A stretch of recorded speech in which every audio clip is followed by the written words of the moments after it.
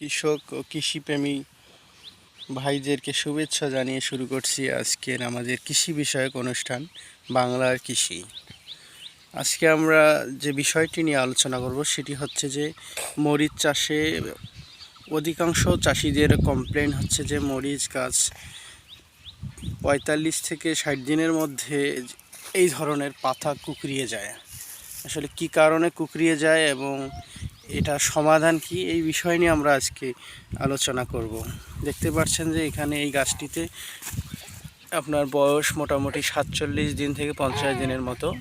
তো এই পাতাগুলো দেখেন যে ফুল আসার আগেই এই পাতাগুলো কুঁকড়ে, এটা এক ধরনের পোকা আছে। তো এইটা সমাধান করার জন্য যে ধরনের কীটনাশক আর পদ্ধতি আমরা অবলম্বন করব বা ইউজ করব, তো সেটি আমি আজকে আপনাদেরকে বোঝাবো এবং দেখাবো যে কী ধরনের কীটনাশক আমরা এখানে ইউজ করব এই ধরনের সমস্যায়।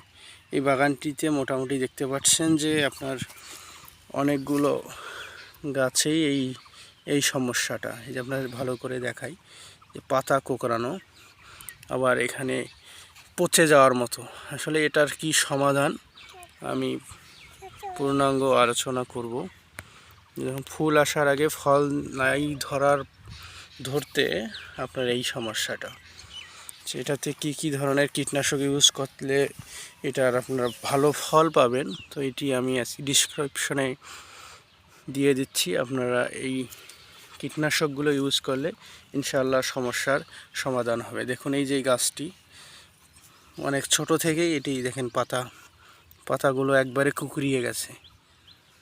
সো এটি থেকে পরিত্রাণ পাওয়ার জন্য যে কীটনাশকগুলো ইউজ করবেন সেটা আমি ডিসক্রিপশন বক্সে দিয়ে দিচ্ছি, আপনারা দেখে ইউজ করবেন, অবশ্যই ইনশাআল্লাহ ভালো রেজাল্ট পাবেন।